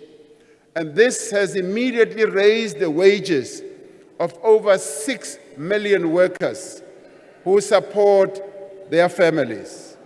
In the midst of the pandemic, we introduced the special SRD grant, which currently reaches some 9 million unemployed people every month.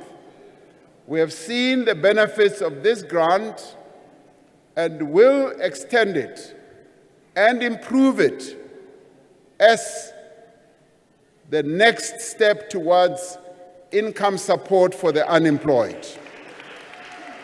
These grants and subsidies do much more than give people what they need to live. They are an investment in the future. Many people tend to dismiss this and say we are establishing a dependent society. We are investing in our people and investing in their future as well. Social assistance has shown to increase school enrollment and attendance. It has also shown to lower dropout rates, and it has also improved pass rates. This is what social assistance to our people does. South Africans today are living longer than ever before. life expectancy has increased from 54 years in 2003 to 65 years in 2023. The World Health Organization, DG, says this is a phenomenal development, because many countries do not just move from a 55 years of life expectancy to 65. Maternal and infant deaths have declined dramatically. We have built more hospitals and clinics, especially in poor areas, providing better quality of care to more South Africans. We are building new hospitals, and one of those, which is the state-of-the-art type of hospital, is the Limpopo Academic Hospital, which is currently under construction as we speak. Now, I had, anecdotally, a good representation of how our healthcare system has been improving. When the ANC held its anniversary birthday, there was a bus accident where 5 people passed away and scores were injured. They were taken to our hospitals in Mpumalanga and in Limpopo. Now, I went to see some of them, and when they were asked that, don't you want to move to a private hospital because you are on a private medical aid as a result of your job or whatever, many of them said no. We are being well looked after here.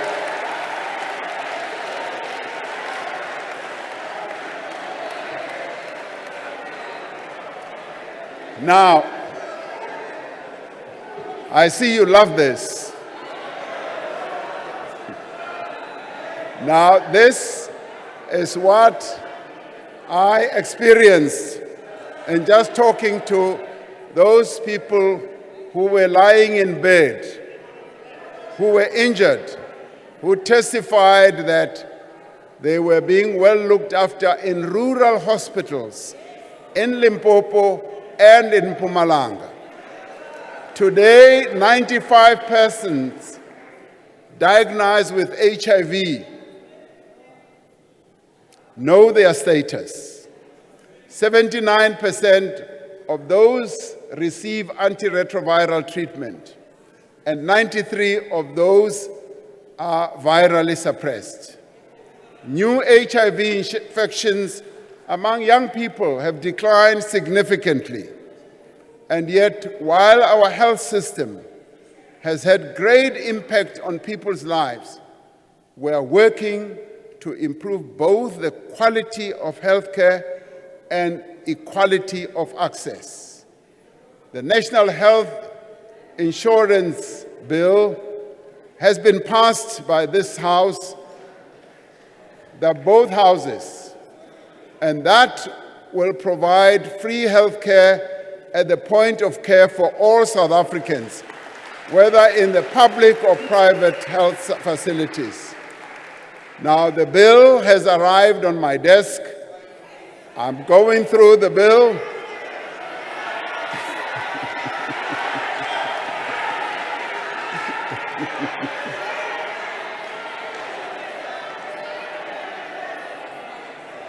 Yes, I'm looking for a pen. I'm looking for a pen. We plan to incrementally implement the NHI, dealing with issues like the health system financing, the health workforce, medical products, vaccines, and technologies, and health information systems. One of the most visible, impactful, and meaningful achievements of the first 3 decades of freedom has been in providing homes to our people. Today, nearly 9 out of every 10 households live in a formal dwelling. as said by the Statistician General. Where there were once shacks and mud houses with thatch roof, there are now homes of brick and mortar. There are homes with water to drink and to wash with, homes with electricity for lighting and cooking. At the end of apartheid, only 6 out of 10 people had access to clean water. Today, the figure has increased to nearly 9 out of 10 South Africans. We are working to ensure that subsidized housing is located close to work, close to education and other services. But for services to be delivered, local government has to work. Now, when it comes to housing, we are also embarking on new and innovative funding mechanisms. We have tested this in the Northern Cape, where we are doing what we call front-loading. And we launched together with Premier Zamani Sol a project that will result in 4,500 houses for R1 billion funded through the Development Bank of South Africa. Now, this is an innovative way, and we are now putting into practice these new methods of funding infrastructure to enable us to ramp up infrastructure so that the infrastructure build can power our economy and create more jobs. Too many municipalities are failing on governance, financial and service delivery measures. These constraints affect every aspect of our people's daily lives. We have started the implementation of a number of measures to address this problem by providing support to local government, including professionalizing the civil service and ensuring that people with the right skills and the appropriate capability are appointed to key positions. That people are not appointed because they know so and so and so and so. The Presidency, the National Treasury, and COCTA are working together to enhance technical capacity in local government and to improve planning, coordination, as well as fiscal oversight. Now, through the presidential imbizos that we have held across the country, we have seen how the district development model has brought together all spheres of government and key stakeholders to address the service delivery challenges in communities. The district development model has proven to be an effective instrument to enhance cooperative governance and collaboration. Through this model, we are breaking down the silos that we often find in government, where we enhance government departments working together and all layers of government also working together, adhering to what is set out in our Constitution. We will continue to broaden and deepen this process. Tackling crime and insecurity is a key priority. South Africans deserve to live in a safe environment, to walk freely without fear in their neighborhoods and public spaces.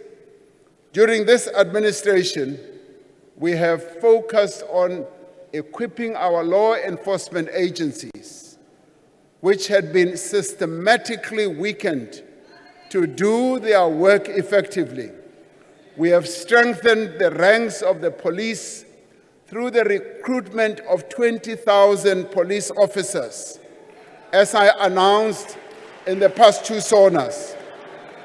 Over the last 2 years, and another 10,000 will be recruited in this year as well. An extra 5,000 police officers have been deployed to public order policing.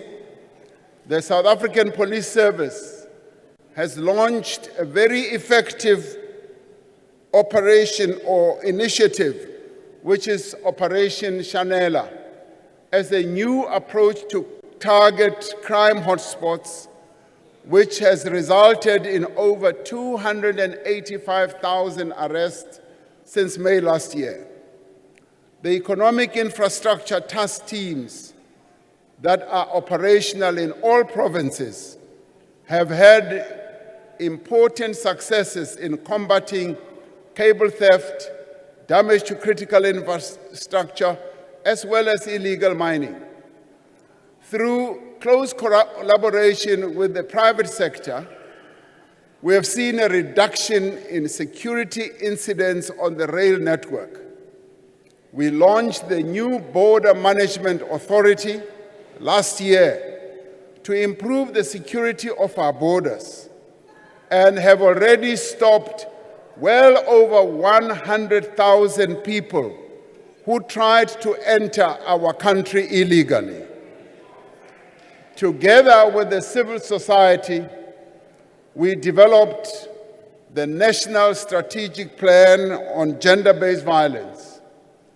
Together with civil society, and as a society-wide response to this pandemic, around 21 billion rand has been dedicated over the medium term to the implementation of the 6 pillars of the plan, including the economic empowerment of women. New laws were introduced to strengthen the response to the criminal justice system, gender-based violence, and provide better support to survivors of such violence. Our ultimate goal is to end gender-based violence altogether by mobilizing all of society. And as part of this, we support the call for a pledge that men in South Africa should be invited to sign, to take and demonstrate, to ensure that they demonstrate their personal commitment to ending this scourge.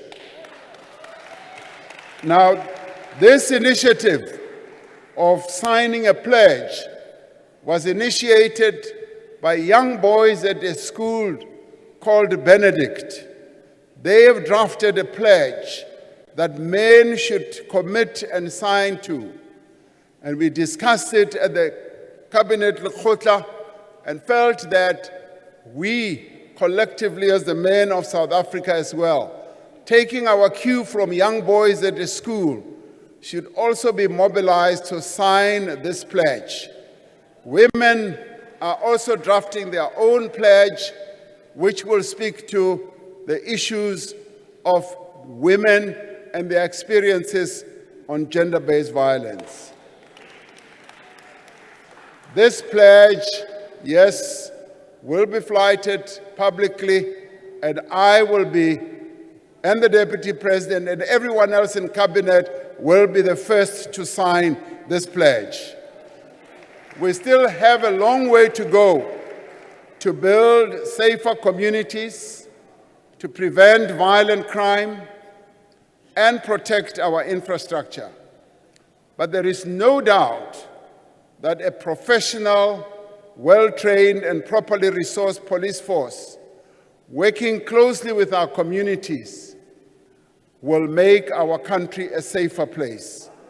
And it is therefore a further call for the setting up of community policing forums that should be effective, which we as government have committed to fund. Today, every South African can hold their heads high, confident that we have assumed our rightful place on the world stage. We remain committed to playing a constructive role on our continent and around the world for the realization of a better Africa and a better world. We will continue to play an important role to silence the guns throughout our continent.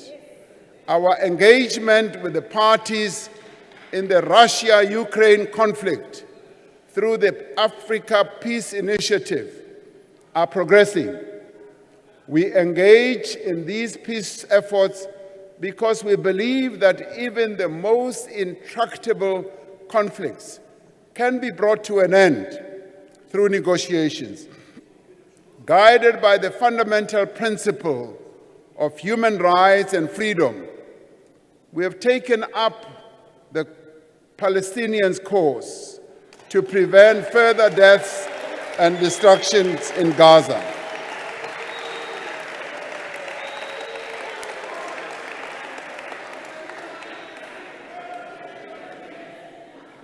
We know that there are some in our nation who do not support this course that we have embarked upon. We have welcomed the ruling of the International Court of Justice that Israel must take all measures within its power to prevent acts of genocide against Palestinians.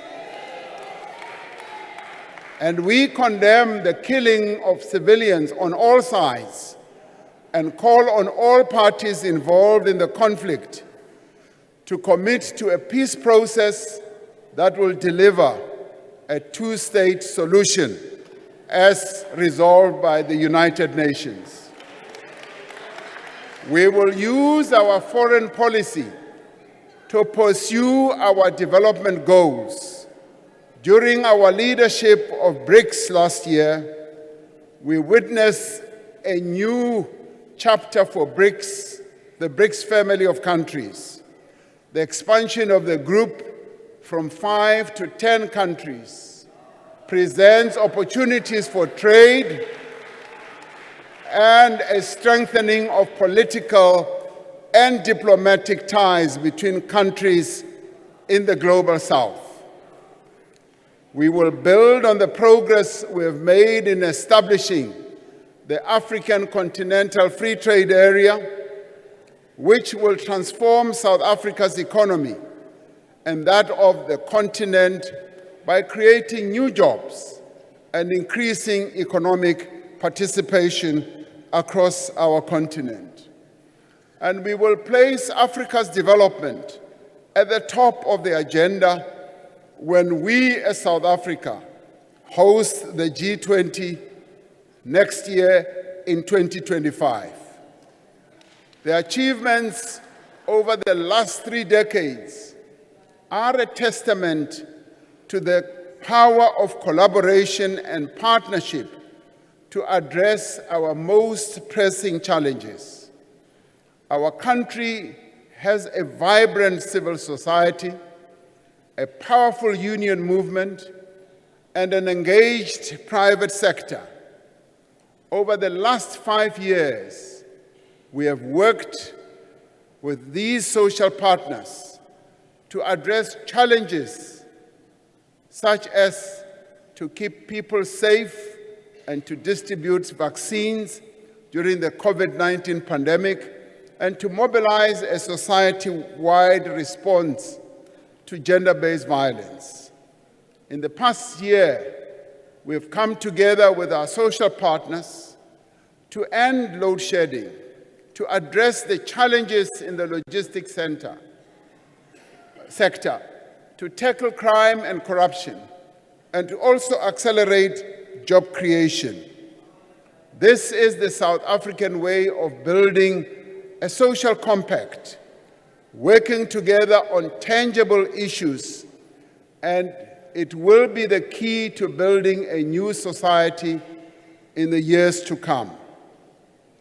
This is the last State of the Nation address of the 6th Democratic Administration.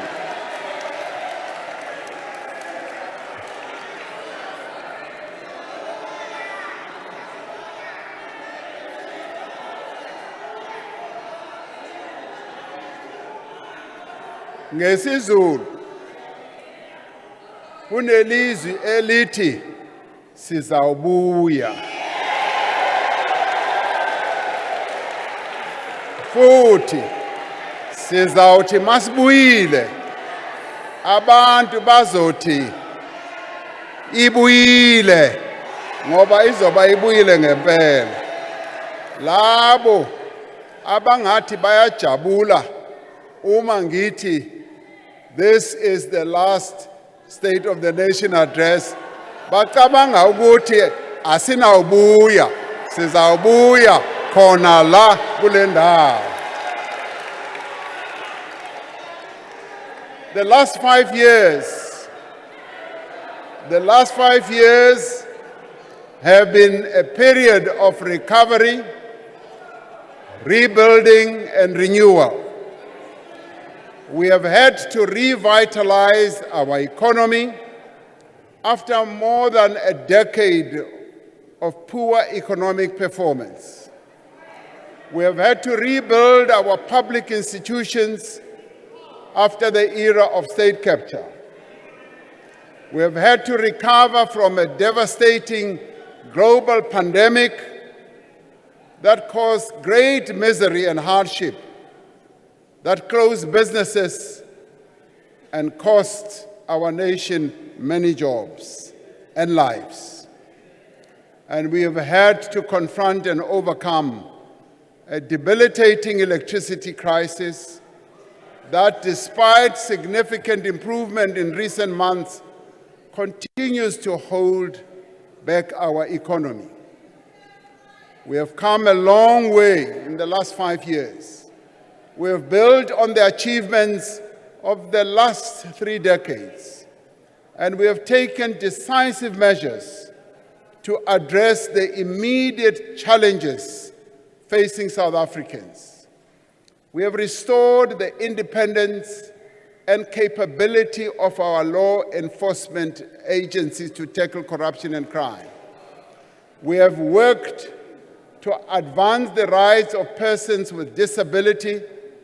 We took great pride in making South African Sign Language the 12th official language of our country.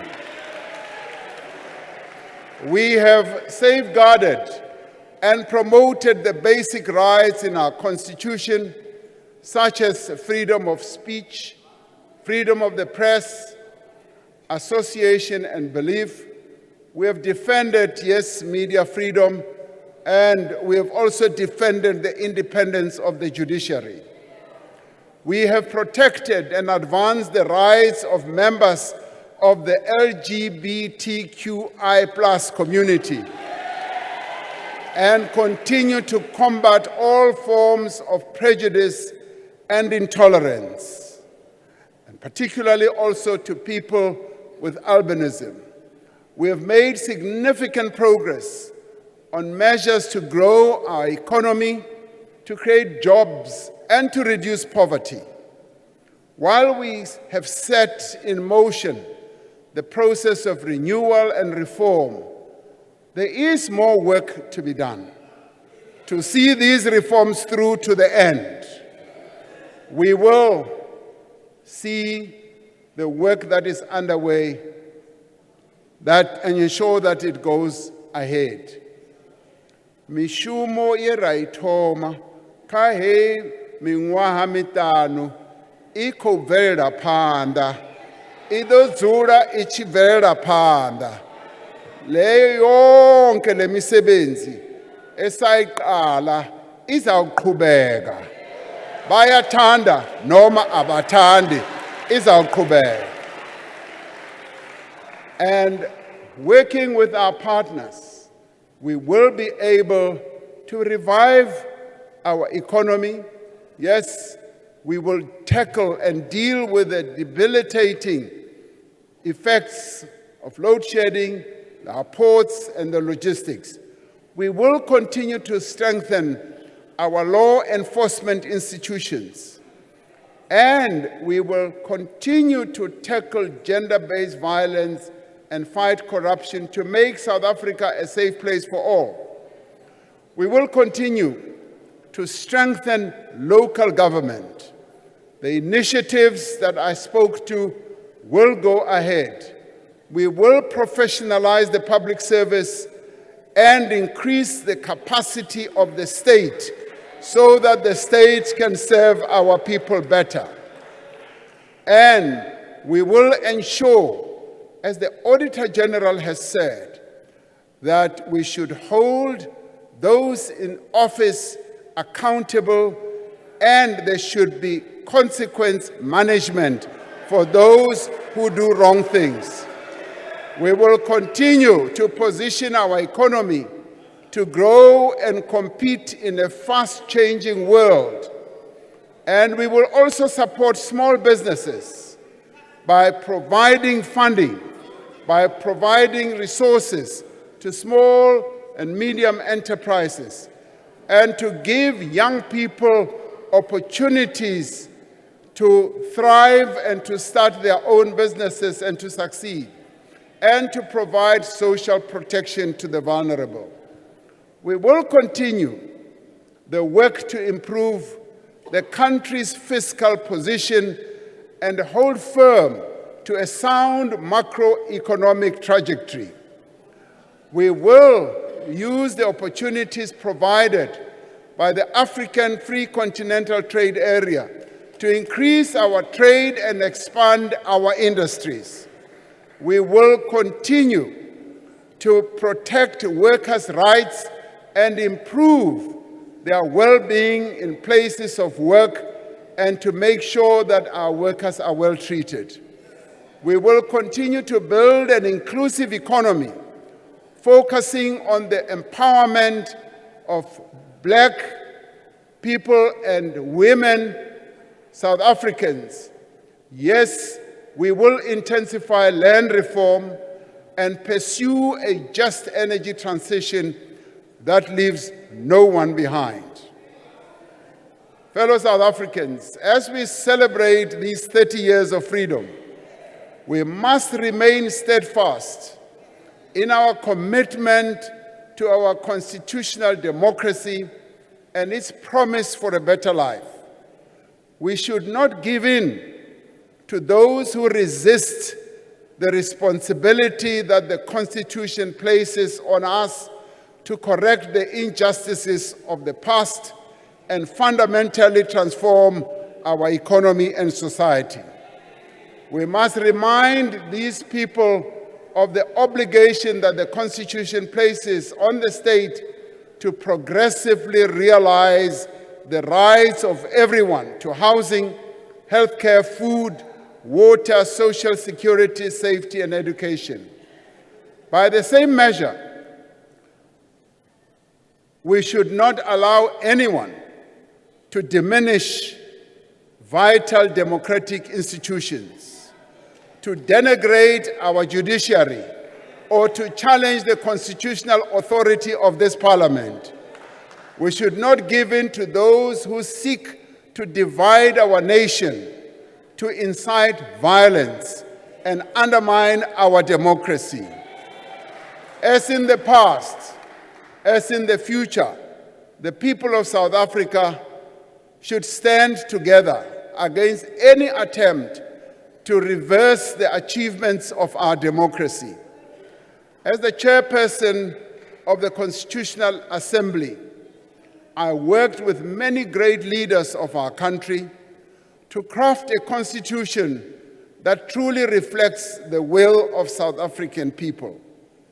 As president, I see it as my primary duty to defend our Constitution and to work every day to realize its promise. As we move forward, let us remember that it is up to us, not anyone else, to determine the future of South Africa. We are not passive observers of our history. We are its authors. We are the builders of this country that we call home. As we look towards the next 30 years of freedom, we must choose the kind of country, and indeed the kind of world, we want to create for ourselves and our children. We are committed to a South Africa in which our common identity lies in our recognition of each other's humanity. We want a country in which every person is free to be exactly who they are, regardless of their race, their gender, their sexual orientation, their ethnicity, or their religion. We want a country in which the same opportunities are available to every child, whether they are born in Sandton, in Mdantsane, in Sikukuni, in Mitchell's Plain, or in Phoenix. We want a country in which the rule of law applies to everyone, no matter how wealthy they are or what position they hold. As we continue the journey towards making this vision a reality, we are inspired by democracy's children, by their energy, by their creativity and their enthusiasm. We are inspired by the young people who have carried our hopes onto the global stage with their music, with their dance. We are inspired by, yes, the Grammy Award winner who won the Grammy Award recently, like Tyler. We are inspired by Bafana Bafana. We are also inspired by the Springboks. Yes, they inspire us. As we mark the 30th anniversary of our freedom, we are reminded of the words of our President Nelson Mandela, who said that after climbing a great hill, one only finds that there are many more hills to climb.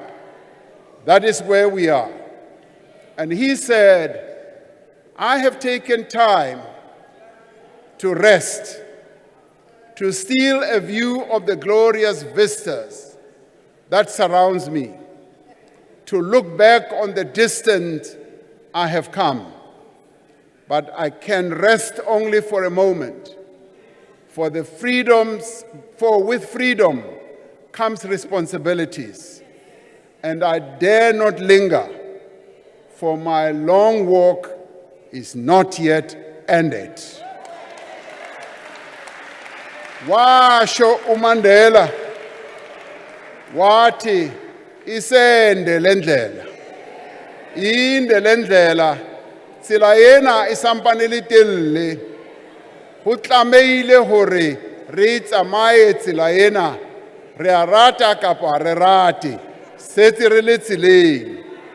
While we have come far, yes, we still have a long way to go. Like Madiba, we must keep moving, always forward, always onwards, towards the country of our dreams, always believing that our victory is certain, because indeed it is certain. Ke a leboga na cancer ndiyalibuwa ikhensile ngiyabonga kubo bonke abantu balapha eMzantsi Afrika nilale kahle ngiyabonga.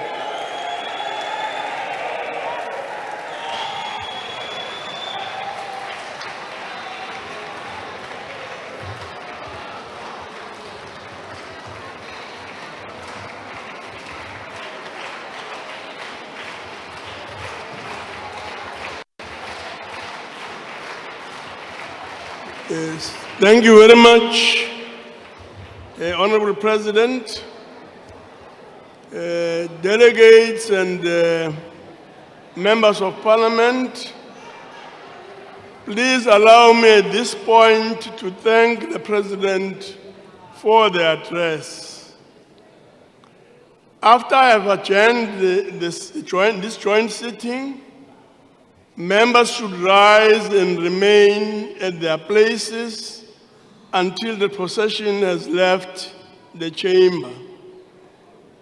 The guests in the gallery should remain seated until the judiciary has left and the ushers indicate that the doors are open.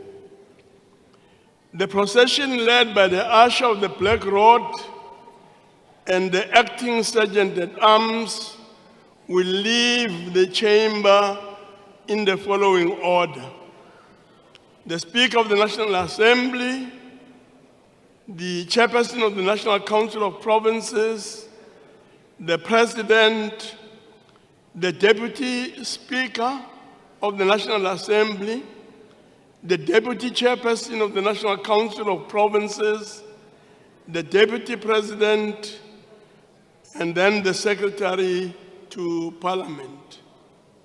Honorable members, that concludes the business for the day, and the joint sitting is adjourned.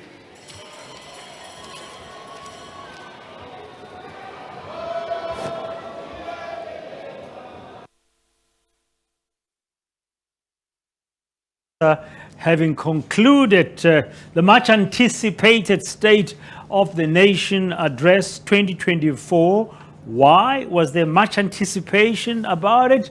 Because it is the last State of the Nation Address of the 6th administration under his helm since he was sworn in way back in 2018 as head of state. 2, it is happening a few months before the general election, whose date we are still